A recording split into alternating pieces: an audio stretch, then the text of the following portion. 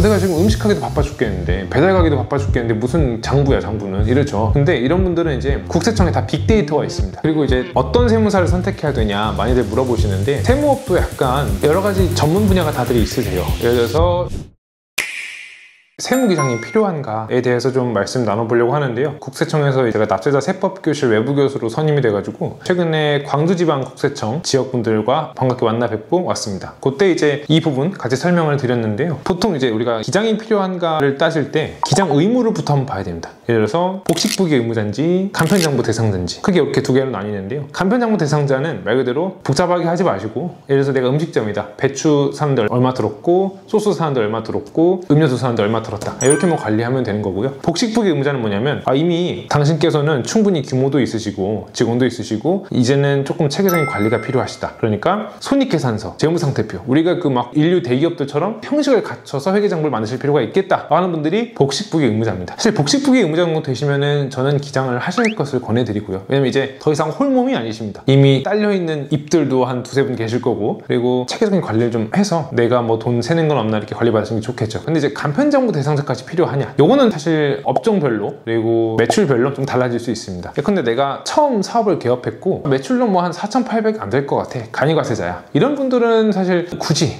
왜냐면 그 세무기장료도 보통 뭐 월에 평균으로 10만 원 발생하잖아요. 그러면은 저희 입장에서도 그 정도의 어떤 값어치를 전달드리지 못해서 좀 부채의식, 죄송할 뿐만 아니라 이제 납세자분들, 그러니까 우리 고객분들께서도 내가 이 돈을 주는데 이게 값어치가 제대로 하는 게 맞나? 의심이 드실 수도 있어요. 이렇게 서로 불만족스러운 그런 신뢰를 못하는 상황이 쌓여갈 바엔 저는 솔직히 말씀드려요. 그냥 조금 더 그냥 혼자 하시고 저한테 그냥 궁금하신 거 물어보시면 제가 편히 말씀드릴 테니까 나중에 더 키워서 우리 같이 한번 해보자, 이렇게 말씀을 드려요. 그래서 내가 막 간편장부 대상자에 매출도 4,800이 안 돼서 간이과세자다, 이런 분들은 사실 굳이 기장이 필요한가, 그렇게 말씀을 드릴 수 있겠습니다. 근데 이제 내가 규모가 더 커지면은 아예 외부 조정 대상자가 됩니다. 외부 조정 대상자가 얼마인지는 이렇게 옆에서 띄워드릴 거고, 외부 조정 대상자가 되면은 선생님은 매출도 엄청 크고 이거는 제대로 감면 공제 받으시는지, 세법상 더 반영하시는 건 없는지 외부에서 일종의 감사처럼 받으세요, 이런 거죠. 이런 분들은 의무적으로 외부 어떤 전문가에게 검증을 받게 되었기 때문에 이런 분들은 뭐 선택 여지가 없겠죠. 그리고 법인사업자들은 당연히 세무사분들 다 끼고 하시는 게 좋겠죠. 관리도 받으시고 내가 또 본업에 집중할 수 있는 그런 좀 시간적 여유도 갖추시고.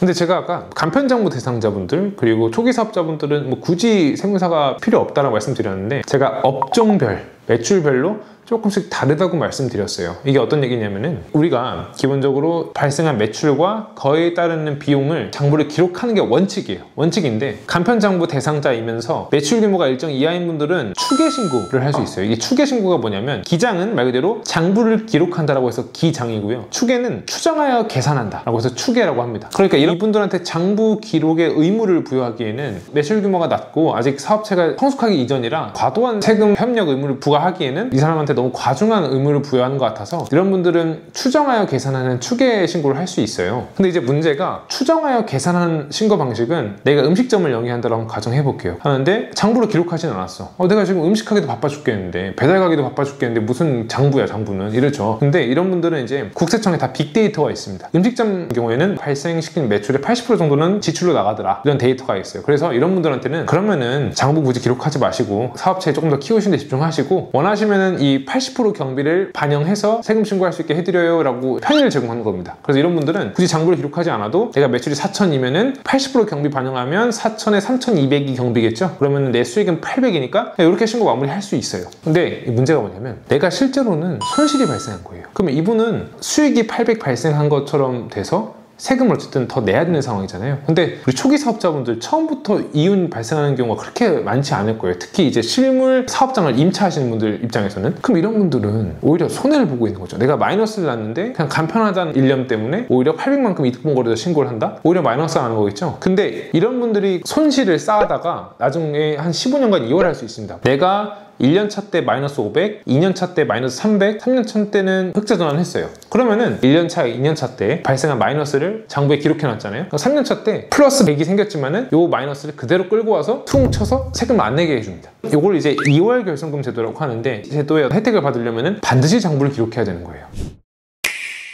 이런 분들이 있을 수 있겠죠. 이제 내가 프리랜서야. 그럼 이런 분들은 사실 초기 투자 비용이 없죠. 그냥 내가 곧 기업이고 내가 곧 회사다. 이런 분들이니까 이런 분들은 굳이 장부를 기록할 의무가 없으면은 추계를 신고하시는 경우도 많습니다. 이런 분들은 매출이 아주 크게는 못 가지만 또 손해도 잘 나지 않아요. 그런데 음식점, 병의원, 카페 이런 분들은 일단 인테리어 하는데 벌써 수천 깨지죠. 특히 이제 제 아시는 분은 최근에 청담동에서 피부과를 개원하셨는데 기본 그 인테리어랑 장비들 구비하는데 일단 10억이 들어가죠. 10억. 이런 분들은 보시면은 장부를 기록해서 초기에 이런 마이너스를 쌓아둬야 나중에 수익이 날 때 이 마이너스를 이월해서 사용하는 미래의 마중물 역할을 할 수 있겠죠. 이런 분들은 당연히 기장을 권하죠. 그래서 이렇게 장부를 기록해서 좀 후의를 도모한다거나 2월 결손금을 통해서, 그리고 이제 크리에이터, 유튜버 이런 분들 어떤 세법상 혜택을 받으려면 어떤 서식이나 각종 내야 될 서류들이 많아지는데요. 검토도 많아지고, 이런 분들은 솔직하게 그냥 기장을 권하는 편입니다. 그리고 이제 어떤 세무사를 선택해야 되냐 많이들 물어보시는데, 세무업도 약간 여러 가지 전문 분야가 다들 있으세요.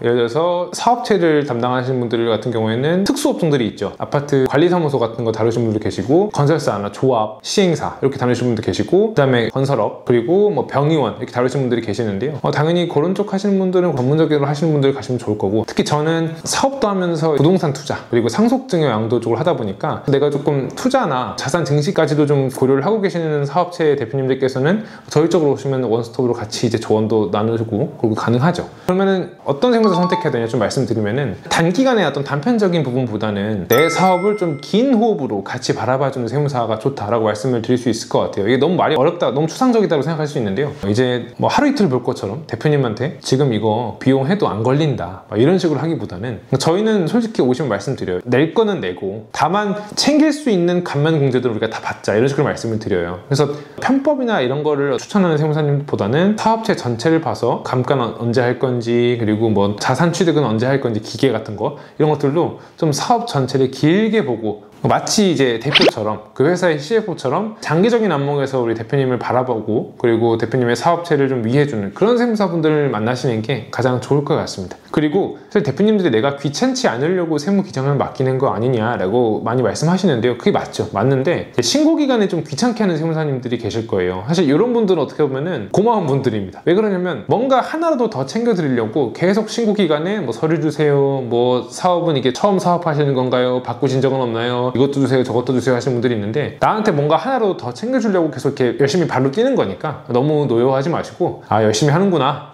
그래 이거라도 줘야지 라고 하면은 뭔가 그 감면이라든가 공제를 하나라도 더 반영해 드릴 테니까, 신고기간에 법인 같은 경우에는 3월, 그리고 개인 같은 경우에는 5, 6월 나를 귀찮게 하는 세무사들이 있다라고 하시면은 너무 노여워하지 마시고 잘 협조해 주시면은 큰 도움 되실 겁니다. 그리고 이제 내가 기장을 하긴 그래서 뭔가 세무사님들한테 상담받기는 조금 미안하고 그냥 세무 관련 상담을 좀 받고 싶다라고 하시면은 126번 126에 전화하시면 국세 상담센터라고 해서 무료로 전화통화 하실 수 있고요. 그리고 가까운 세무서의 민원실 가시면 가벼운 질문들은 되게 답변해 주시니까, 요새 국세공무원분들 되게 친절하시거든요. 가까운 데 가셔서 원하시는 정보 얻으시면 도움 되실 겁니다. 네, 그래서 오늘은 그 세무기장이 꼭 필요한가에 대해서 말씀을 좀 나눠봤고요. 뭐 아주 규모가 작고 내가 간이거세자고 뭐 1년도 안 됐다 이런 분들은 사실 뭐 굳이 필요 없을 수 있는데, 다만 내가 업종이 초기 투자가 많이 들어가고 사업 오래 할 거야, 장기적인 관점에서 사업을 바라보고 싶어 라고 하시는 경우에는 처음부터 기장으로 관리하는 게 당연히 유리합니다. 그래서 이런 분들은 내 업종이 뭔지, 내 매출이 얼마인지, 그리고 앞으로의 어떤 사업의 지속성 이런 걸 같이 고려해서 좋은 세무사님 만나서 앞으로도 사업도 잘 되시고 그로 인한 자산 증식까지도 많이 이루시기를 제가 간절히 좀 기원 드리면서 오늘은 여기까지 하고 다음번에 또 만나 뵙도록 하겠습니다.